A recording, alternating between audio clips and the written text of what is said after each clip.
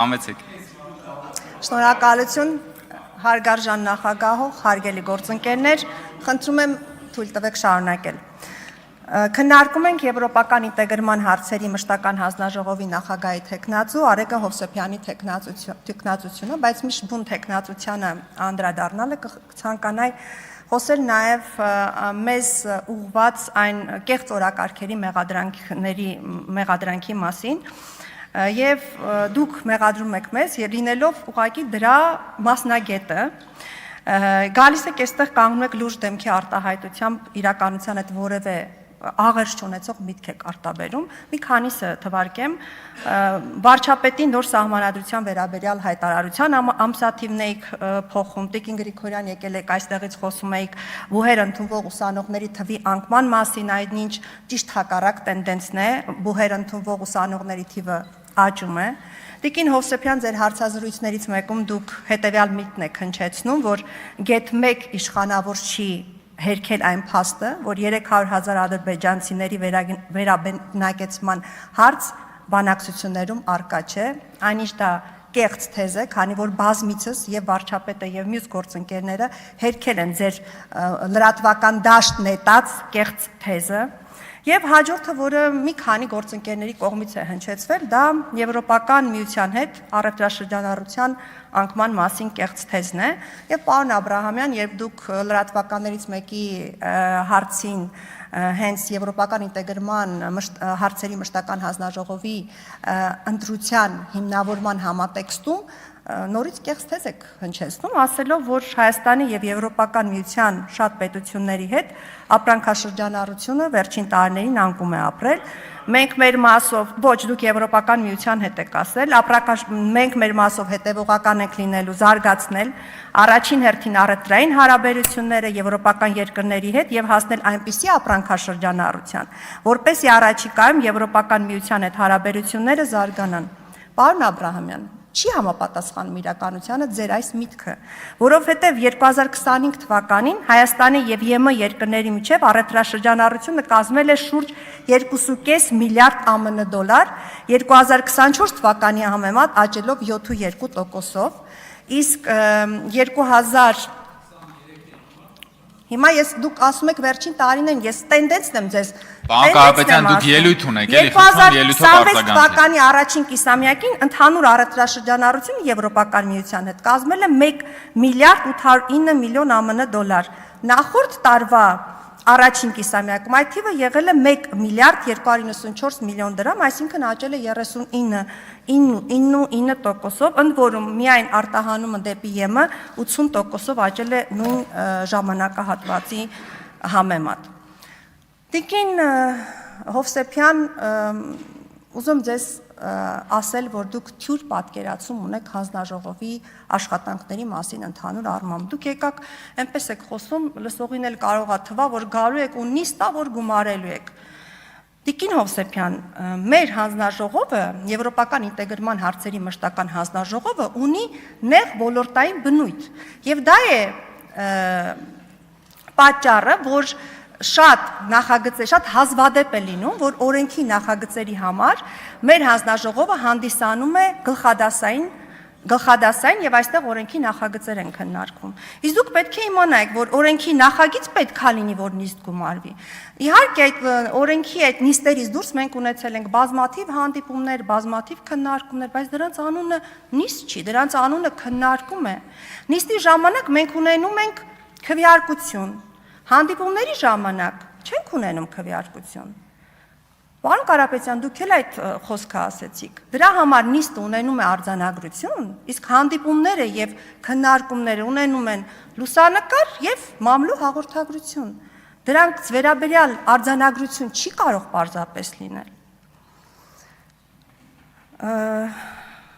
Տիկին Հովսեփյան, եւ դուք ձեր ելույթում եւ ձեր ուժի ներկայացուցիչները բազմաթիվ անգամ խոսում եք բալանսավորված արտաքին քաղաքականության մասին։ Բալանսավորված արտաքին քաղաքականության մասին խոսել է նաեւ Սերժ Սարգսյանը։ Օրինակ, մեկ ուղղակի խոսք մեջ բերեմ արտաքին նախկին նախարար Նալբանդյանից, որը ասել է, որ Հայաստանը վարում է բազմավեկտոր արտաքին քաղաքականություն, Արևելքի եւ Արևմուտքի, Հյուսիսի եւ Հարավի երկրների հետ մեր հարաբերությունների խորացումն ու համագործակցության ոլորտների բազմազանեցումը մեր արտաքին քաղաքականության կարևոր նպատակներից են։ Դա եղել է 2012 թվականի սեպտեմբերին, այնուհետև Հայաստանը գնում էր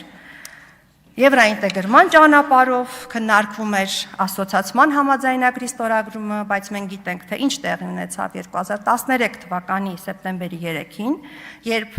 նախագահ Սերժ Սարգսյանը հայտարարեց Մաքսային միությանը անդամակցելու որոշման մասին, ասոցիացիան համաձայնագրի կնքումը դարձավ անհնարին եւ վերջնականապես Հայաստանը հասցրեց մեկ երկրից ամբողջական կախվածության։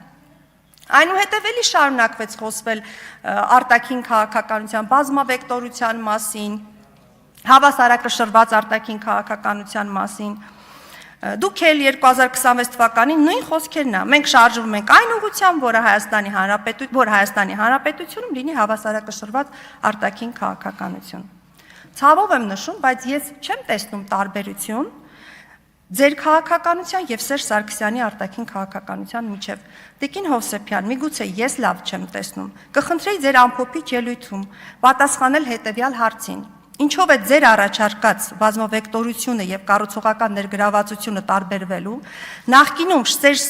Սարգսյանի վարած արտաքին քաղաքականությունից, որը Հայաստանին հասցրեց արտաքին մեկ ուժից կախվածության եւ ձեր դեպքում Հայաստանը նորից չի տանի տասնամյակներով հետ եւ նույն փոսը չի գցի։ Հետո դուք գալիս եք այստեղ մեկ այլ կեղծ թեզ եք ասում, ասում եք Սերժ Սարգսյանը ձեզ ժառանգել էր հարուստ իրավապայմանագրային բազա։ Սուտ է։ Մեզ ժառանգվել է աղքատ իրավապայմանագրային բազա, որովհետև 2013 թվականին ասոցիացիան պայմանագրից հանվեց խորը եւ համապարփակ ազատ առևտրի համաձայնագիրը, DCFTA-ը, եւ մեզ մնաց ընդամենը SEPA-ն։ Եվ մի կարևոր հարց, դուք որևէ հարցի չկարողացաք կոնկրետ պատասխան տալ։ Ես օրինակ չիմացա, թե ինչպես է որն է ձեր վերաբերմունքը Եվրոպական միության առաքելության տեղակայման վերաբերյալ եւ մի բան էլ ես այնպիսի տպավորություն ունեմ, որ դուք պարզապես չեք դուք այն օրենքը, որը մեր ուրեմն հանձնաժողովում ընդունվել է Եվրոպական միությանը Հայաստանի Հանրապետության անդամակցելու գործընթացի մեկնարկի մասին, դուք այդպես էլ չկարողացաք որևէ դիրքորոշում հայտնել, բայց ես ձեզ մի բան կխնդրեմ, ռուսական գործընկերների հետ երբ հանդիպում ունենաք հաջորդ անգամ, խնդրում եմ կկրկնեք ճիշտ նույն այն խոսքերը, ինչը այստեղից ասեցիք։ Դուք կասեք,